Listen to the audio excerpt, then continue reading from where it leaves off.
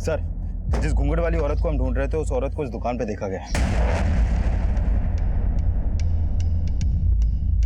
Sir, वो औरत उस दिन यहाँ खरीदारी करने आई थी। सुनिए, अब जी नहीं पहचाना? अरे चिराग।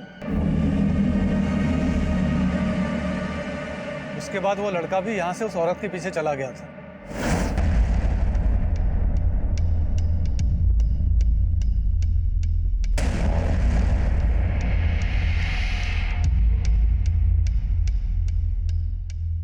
ये औरत पहले भी आती थी?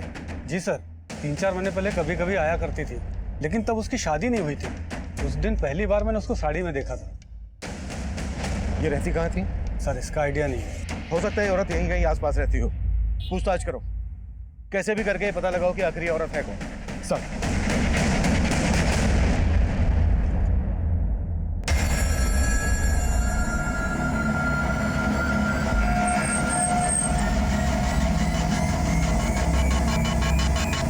हम सोच ही नहीं पा रहे थे कि उस घूंघट वाली लड़की की चिराग के मर्डर में क्या भूमिका होगी, लेकिन उसी दौरान कुरुक्षेत्र पुलिस से हमें जतिन से जुड़ी एक अहम लीड मिली और आखिरकार हमने जतिन को धर ही लिया।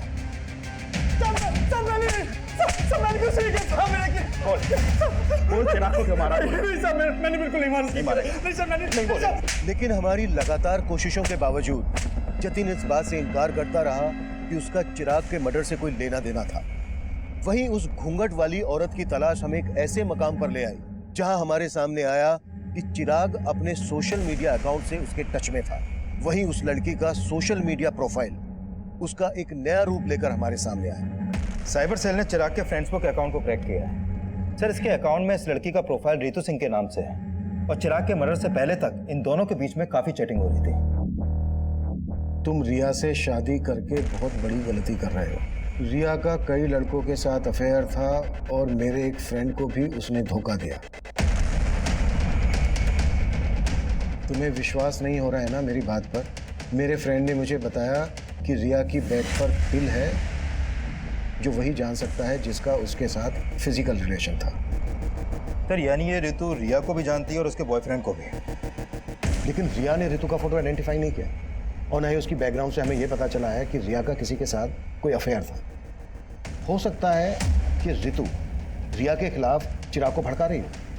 चिराग ने अपने मर्डर से एक दिन पहले मैसेज किया था कि मैंने तुम्हें सोनीपत में देखा था लेकिन तुमने मुझे देखकर अनदेखा किया, और उसके जवाब में ये लिखती है, उस समय मुझे कुछ सूझा नहीं था, मैं तुमसे दोबारा मिलने के लिए तैयार हूँ। उसके बाद कोई चैटिंग नहीं हुई।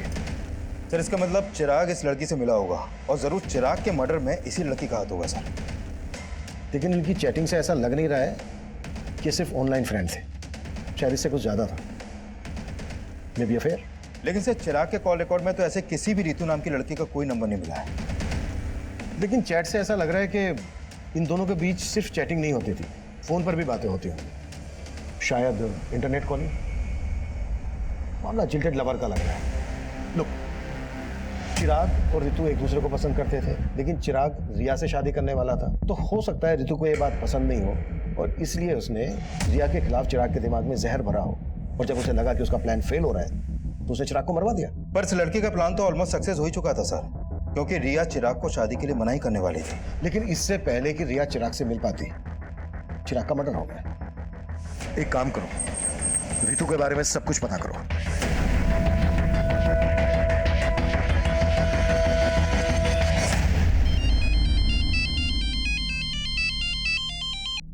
रविंदर सर, उस लड़की के पेरेंट्स के घर का पता चला। उस लड़की का असली नाम छाया है।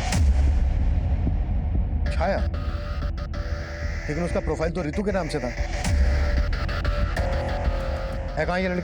उसके पेरेंट्स ने उससे ज्यादा बात तो नहीं की सर, लेकिन हाँ, पड़ोसियों से पता चला है कि छाया की शादी 3 महीने पहले ही हो गई थी और उसका ससुराल कुरुक्षेत्र में कहीं पर है। लेकिन उसके पेरेंट्स तुमसे बात क्यों नहीं कर रहे हैं? एक काम करो, उसके पेरेंट्स के कॉल रिकॉर्ड्स स्टडी करो, उसमें तुम्हें छाया उस रितु का भी नंबर मिलेगा और कुरुक्षेत्र के उसके ससुराल वालों का भी।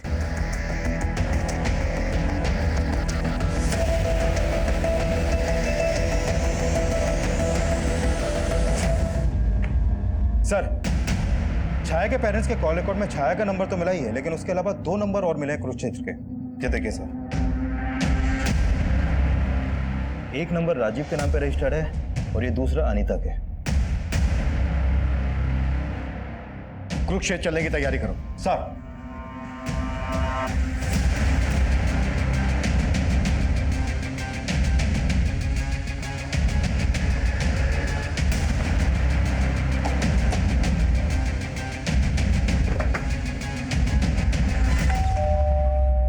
जी हम छाया से मिलने आए हैं। हमें पता चला है कि उसकी यहीं पर शादी हुई है। जी वो मेरी बीवी है, लेकिन आप उससे क्यों मिलना चाहते हो? हमें केस के सिलसिले में उससे बात करनी है। केस? कौन सा केस साहब? बुलाओ उसको, या हम उसी से बात करेंगे। नहीं, वो यहाँ पर नहीं है। तो फिर कहाँ है? एक सप्ताह पहले यहाँ से भाग गई। भाग गई? जी, और अब हम उसके बारे में कोई बात भी नहीं करना चाहते हैं। धन्यवाद।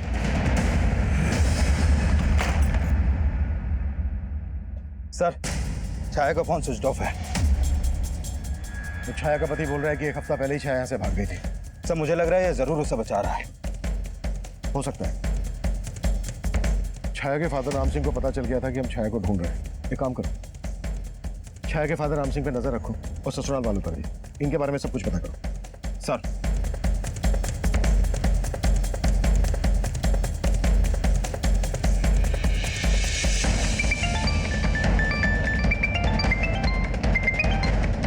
जैन सर। जय हिंद। छाया के कॉल रिकॉर्ड्स आए? जी सर, वही स्टडी करी थी। सर, छाया का फोन एक हफ्ते पहले सोनीपत में ही बंद हुआ था। भैया, जहाँ पर छाया के पेरेंट्स रहते हैं, हो सकता है छाया वहीं छुपी है। पता करो। जी सर। और सर, छाया के कॉल रिकॉर्ड के हिसाब से गाजियाबाद का एक नंबर मिला है जिस पर उसकी काफ़ी बातचीत होती थी। किसका नंबर है? सर, ये नंबर किसी जितेंद्र वशिष्ठ के नाम पर रजिस्टर्ड है। नंबर स्विच ऑफ है या एक्टिव है? सर, एक्टिव है। इस जितेंद्र को थाने बुलाओ। जी सर। सर, जितेंद्र वशिष्ठ आ गया है। बुलाओ। सर, छाया मेरी स्टूडेंट थी। मैं जिस कॉलेज में पढ़ाता था, छाया 3 महीने पहले तक वहाँ पढ़ती थी। 3 महीने पहले तक पढ़ती थी, लेकिन बात तो तुम दोनों के बीच एक हफ्ते पहले तक हो रही थी। तुम दोनों के बीच सिर्फ टीचर और स्टूडेंट वाला रिश्ता था या फिर? नहीं सर, छाया मेरी स्टूडेंट थी। वो मेरी बहुत रिस्पेक्ट करती थी सर। थी? मतलब अब कहाँ है वो? सर, मैं आपको सब कुछ बताता हूँ। दरअसल छाया एक ऐसे कम्युनिटी से बिलोंग करती है जहाँ एक ही लड़की की शादी परिवार के सभी बेटों के साथ कर दी जाती थी। What? हाँ सर, कुरुक्षेत्र में उसकी शादी 3 भाइयों के साथ हुई थी, लेकिन वो इस शादी के खिलाफ थी। पर उसके पेरेंट्स ने उसकी एक बात नहीं सुनी और वो अपनी तकलीफ मुझसे शेयर करती थी। एक हफ्ते पहले वो मुझसे नरेला मिलने आई थी। सर, वो अपने तीनों पतियों से तंग आकर वहाँ से भाग आई थी। वो मेरी हेल्प चाहती थी सर। कैसी हेल्प? सर, उसको पैसों की ज़रूरत थी। उसने मुझसे कहा था कि मुंबई में उसकी एक फ्रेंड है जो एनजीओ में काम करती है। मैंने उसे मुंबई जाने के लिए 10,000 रुपये भी उधार दिए थे और फिर उसके बाद वो चली गई। लेकिन फोन तो उसका अभी बंद आ रहा है। सर, मुझे भी ये समझ में नहीं आ रहा है। अच्छा, मुंबई में कहाँ जाने वाली थी वो? किस फ्रेंड की बात कर रही थी? सर, इस बारे में उसने मुझसे कुछ नहीं बताया।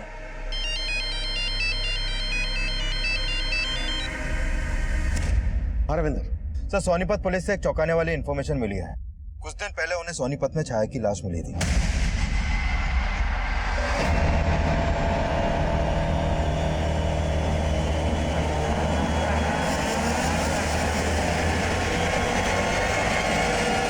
सर, सोनीपत पुलिस ने छाया का पोस्टमार्टम करवाया तो सामने आया कि छाया का मर्डर भी चिराग की तरह उसका गला दबा के किया गया था और उसकी मौत एक हफ्ते पहले तभी हो गई थी जब उसका फोन बंद हुआ। लेकिन जितेंद्र की ये बात सही निकली कि छाया की शादी 3 भाइयों से हुई थी। Right sir. और उस गांव में ऐसी कई औरतें हैं जिनके एक से ज्यादा पति हैं और सभी वहां के जमींदार हैं। सर, उस गांव की रीति के हिसाब से एक ही परिवार के सभी बेटों की शादी एक औरत से इसलिए करवाई जाती है ताकि जमीन का बंटवारा ना हो, लेकिन औलाद पैदा करने का हक सिर्फ बड़े भाई को होता है। बाकी के भाई उस औरत को सिर्फ एक सेक्स वर्कर की तरह इस्तेमाल करते हैं। सर, छाया इस शादी के खिलाफ थी। हो सकता है चिराग और छाया का शादी के पहले से अफेयर हो। इस बात में सच्चाई नहीं लग रही, क्योंकि चिराग रिया से शादी करने वाला था और छाया चिराग से ऋतु बनकर चैटिंग करती थी। हाँ, एक बार को ये हो सकता है कि छाया के तीनों पतियों को ऐसा लगा हो कि छाया और चिराग का अफेयर चल रहा है, इसलिए उन्होंने पहले चिराग को और उसके बाद छाया को मार डाला।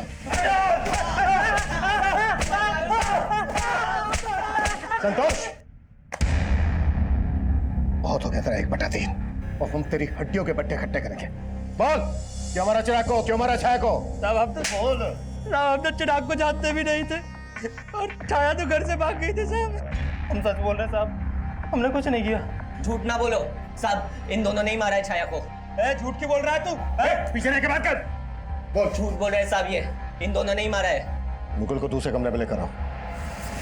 साहब चिराग कौन है ये तो मैं भी नहीं जानता, कि मेरे दोनों भाइयों ने सर जीना हराम कर दिया था उसका। पर शादी तो तूने भी की थी उससे। सर जैसी जबरदस्ती उसके साथ हुई थी वैसी ही मेरे साथ हुई थी। छोड़ो मुझे। अरे तू चल अंदर। छोड़ो मुझे।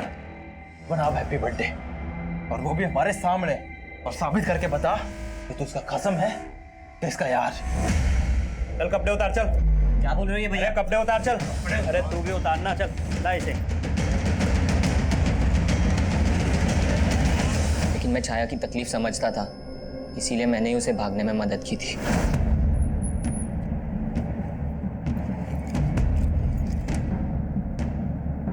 साहब वो गाजियाबाद बोल के निकली थी, लेकिन मेरे दोनों भाई उसे बाद में ढूंढ रहे थे। सच सच बता दे, कहाँ भेजा तूने उसे? नहीं भैया, मैंने उसे नहीं भगाया है। मम्मी कसम, मैंने उसे नहीं भगाया है। मम्मी आप तो... सर मुझे पक्का यकीन है उन्होंने उसे ढूंढ के मार दिया होगा। हमें पता चला है गाजियाबाद में वो अपने एक टीचर जितेंद्र से मिली थी, उससे 10,000 रुपये भी उधार लिए और वहाँ से सीधे मुंबई जाने वाली थी। मुंबई में उसकी एक फ्रेंड है जो एनजीओ में काम करती है। उसकी ऐसी किसी फ्रेंड को जानते हो जो मुंबई में रहती है? नहीं साहब, उसने तो बस मुझे इतना ही बताया था कि वो गाजियाबाद में अपने किसी दोस्त से मिलने जा रही है। इसके अलावा उसने मुझे कुछ नहीं बताया था साहब। सर, मैंने चिराग के कॉल रिकॉर्ड्स में एक नंबर आइडेंटिफाई किया है जिस पर उसकी काफ़ी बात होती थी। वो नंबर उसके दोस्त उमेश का है सर। सर मैं और चिराग एक ही स्कूल में पढ़ते थे, हम दोनों काफ़ी अच्छे दोस्त थे। तुम्हें क्या लगता है चिराग का मर्डर किसने किया होगा? उसको नापसंद करने वाले उसके घर वाले भी थे। मतलब किसकी बात कर रहे हैं? सर एक तो उसके चाचा, चिराग से उनकी बिल्कुल नहीं बनती थी, और मैं अपने जीजा से भी तंग आ गया था। उमेश। हाँ भाई। मैं जीजा जी से ज्यादा ना अपनी बहन नीलम के लिए दुखी हूँ। क्यों? अरे जीजा जी किसी काम के नहीं है, नौकरी ढूंढना तो दूर की बात, हमारे घर में आके बैठ गए। मैं दीदी की वजह से चुप हूँ, नहीं तो। सर चिराग के जीजा की उनके घर पर भी नजर थी, और एक बार तो उन्होंने चिराग की माँ के गहने तक गायब किया है। चिराग के जीजा ने चोरी भी की थी? हाँ सर, और कहानी ये बताई कि गहने किसी ने लूट लिए। मैं सुनार के पास से जब आया तो यहाँ पर आया, यहाँ पर ये एक आदमी मिला, इसने मुझे चूल्हा दिखाया, मैंने यहाँ से गहने लिए और वहाँ कहीं भाग गया वो। लेकिन चिराग ने कंप्लेंट करने से मना कर दिया था, क्योंकि उसे पता था कि अगर वह कंप्लेंट करेगा तो चिराग का जीजा ही झूठा साबित होगा और घर की बदनामी होगी। चिराग को अपने चाचा के साथ क्या प्रॉब्लम थी? सर आप जैसा सोच रहे हैं सब बिल्कुल नहीं। माना कि चिराग मुझे पसंद नहीं करता, लेकिन सुजाता भाभी में चिराग की जान बसती, तो मैं उसे कैसे मरवा सकता हूँ? चिराग में सुजाता की जान बसती थी और तेरी जान सुजाता में बसती है, इसलिए सुजाता की जिंदगी में जगह बनाने के लिए तूने चिराग को मरवा दिया। क्या सर, जब चिराग का मर्डर हुआ मैं तो शहर में था ही नहीं सर, मैं तो शहर के बाहर था सर। तेरे सारे कांड पता कर लिए हमने, कभी चिट फंड का तो कभी नकली पेपर्स बनवाकर प्रॉपर्टी का धंधा, बहुत लोगों को चूना लगाया तूने, और वो तू घर बिकवा कर भी नीलम का हिस्सा लेना चाहता था, और तेरे रास्ते का रोड़ा था चिराग। सर आप मेरे और भाभी के रिश्ते को लेकर गलत सोच रहे हैं। दरअसल उमाशंकर भाई साहब कई साल पहले गुजर गए, तो भाभी का ख्याल मेरे अलावा कौन रखता? फिर तेरे बीवी बच्चों ने तुझे क्यों छोड़ा? सब पता कर लिया हमने, उन्हें भी यही लगता है कि तेरा और तेरी सुजाता भाभी का चक्कर चल रहा है। गलत फहमी है सर उनको, जैसे चिराग को थी, और चिराग ने इन सब बातों को तूल दिया सर। और रमाशंकर बाहर निकल। क्या बदतमीजी कर रहा है? इधर आके बात कर।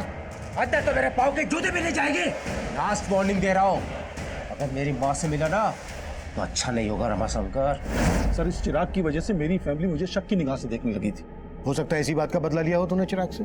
सर मैं मानता हूँ कि मैं बहुत घटिया आदमी हूँ, लालची आदमी हूँ, लेकिन ये चिराग के मर्डर में मेरा कोई रिलेशन नहीं है सर। मेरे और सुजाता भाभी के बीच में तेवर भाभी से पहले दोस्ती का रिश्ता है।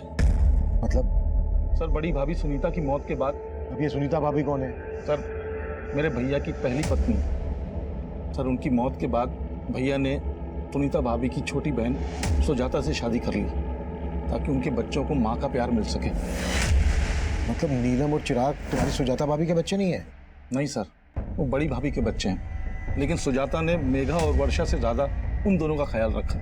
सर सुजाता जब शादी होके यहाँ आई थी तो उसकी उम्र बहुत कम थी, तो भैया ने मुझे जिम्मेदारी दी कि मैं एक दोस्त की तरह उनका ख्याल रखूं। सर जो रिश्ता भैया ने बनवाया था ना, उसमें चिराग ने दिल खोल के कीचड़ उछाला है सर। आप हमारे परिवार का इतिहास निकलवा के सिर्फ हमारे जख्मों पे नमक छिड़क रहे हैं। सुजाता जी, हम सिर्फ अपनी ड्यूटी कर रहे हैं। तो सही जगह कीजिए ना ड्यूटी। मेरे बेटे के मर्डर में किसी घर वाले का नहीं बल्कि बाहर वाले का हाथ है। प्लीज प्लीज हमें तंग करना बंद कर दीजिए। सर, छाया के कॉल रिकॉर्ड में मुंबई का एक भी नंबर नहीं मिला है और ऐसा कोई लीड भी नहीं मिला है जिससे पता चले कि उसका कोई रिश्तेदार मुंबई में होगा। मतलब जितेंद्र ने झूठ बोला था हमसे? कुंडली निकालो इसकी। सर,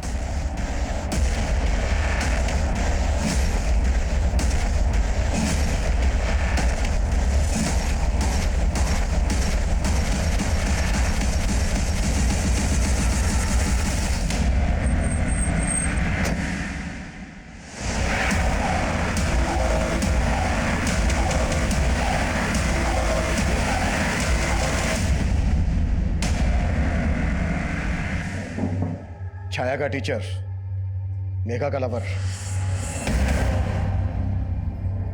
अब ये बोल, छाया को ऋतु बनाने का क्या चक्कर है? पहले चिराग का मर्डर, उसके बाद छाया का मर्डर। ये कहानी क्यों और कैसे रची? घर चल रहा था सर, लेकिन हमारा ब्रेकअप हो गया था सर, क्योंकि मेरे पेरेंट्स ने जबरदस्ती मेरी रिश्ता कहीं और करा दिया था। लेकिन जब मेरी फादर की डेथ हुई तो मेघा मुझे सांत्वना देने आई। उसके बाद से सर हमारा फिर से मिलना चालू हो गया सर। और मेघा ने बताया कि इसके फादर के डेथ के बाद से नौकरी कंपैशन के आधार पर नौकरी किसी एक बच्चे को मिल सकती थी, और चिराग अच्छा खासा पढ़ा लिखा था।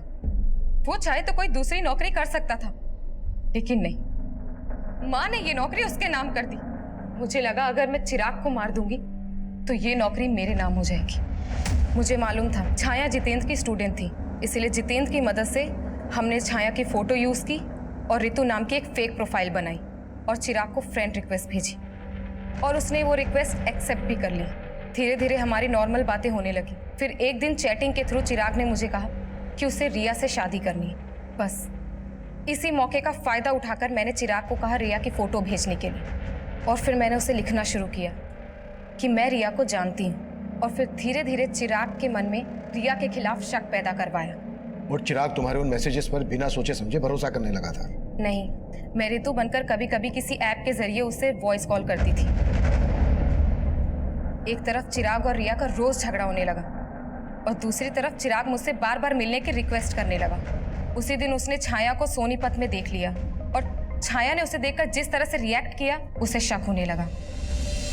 इसीलिए मैंने ऋतु बनकर उसे कॉल किया और उसे मिलने के लिए बुलाया। और तुम्हें पता था चिराग और रिया एमसीडी गार्डन में मिलते थे, इसलिए तुमने उसको वहीं पर मिलने के लिए बुलाया।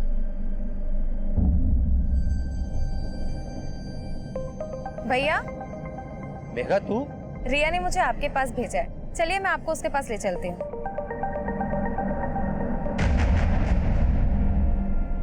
आया भैया बस आती होगी।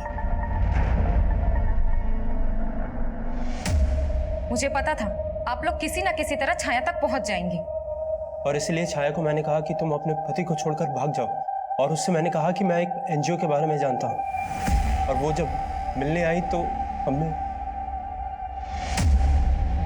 और ये तुमने सिर्फ नौकरी पाने के लिए किया?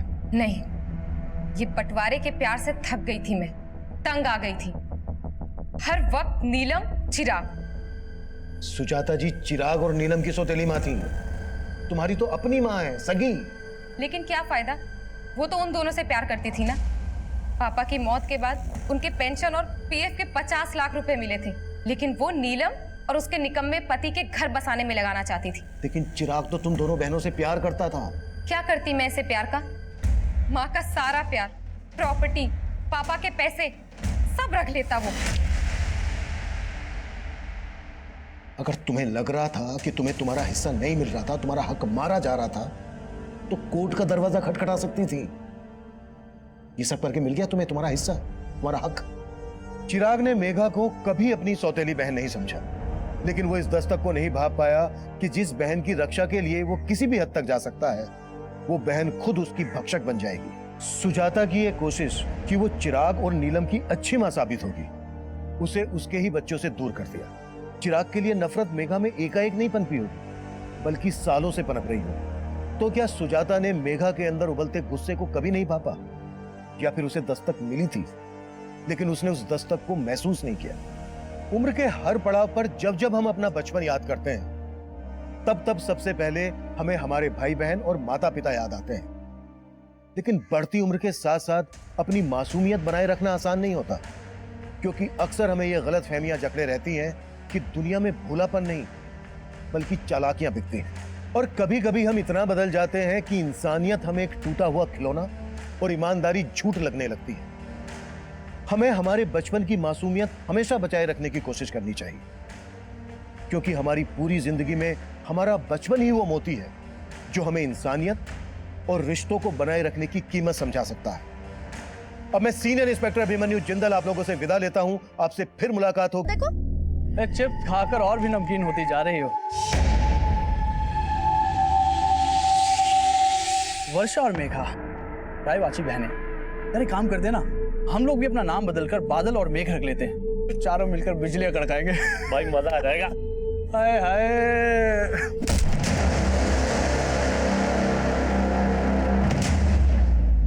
अगर आइंदा मेरी बहनों के साथ बदतमीजी की ना तो जानू नजर आएगा तुम्हें। चलो।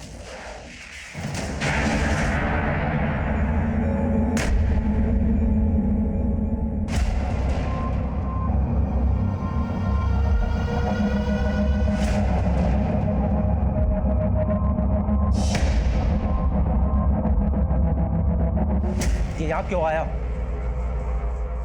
चिराग, तमीज से पेश आओ। चाचा है वो तुम्हारे। चिराग बंद करो ये सब। चाचा जी के बारे में ऐसी कोई गलत बात नहीं सोचनी चाहिए तुम्हें। मुझे क्या सोचा और क्या नहीं सोचा अच्छी तरह पता है जीजा जी। अब मैं बच्चा नहीं रहा।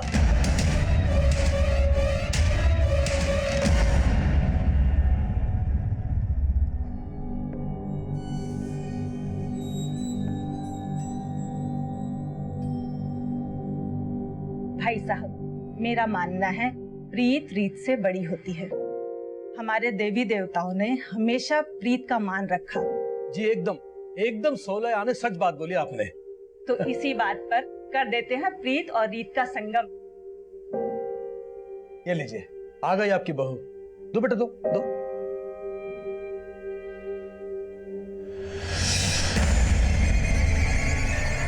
चाय इधर है। चाय? सोनीपत में चिराग को इस औरत के पीछे जाते हुए देखा गया था। हो सकता है इसी औरत ने चिराग के दिमाग में जहर भरा हो। ये औरत पहले भी आती थी? जी सर, 3-4 महीने पहले कभी कभी आया करती थी। हो सकता है ये औरत यहीं कहीं आसपास रहती हो। पूछताछ करो, कैसे भी करके पता लगाओ कि आखिरी औरत है कौन। चिप्स खाकर और भी नमकीन होती जा रही हो। अगर आइंदा मेरी बहनों के साथ बदतमीजी की ना तो जानू नजर आएगा तुम्हें। एकदम 16 आने सच बात बोली आपने। तो इसी बात पर कर देते हैं प्रीत और रीत का संगम। माँ, मुझे ये शादी नहीं करनी है। जो लड़का शादी से पहले मुझे बाज की तरह से घूर घूर के देख रहा था, वो शादी के बाद पता नहीं क्या करेगा मेरे साथ। क्यों रे? उसका हमदर्द बनने की कोशिश कर रहे हैं। तेरे इरादे ठीक नहीं लग रहे मुझे।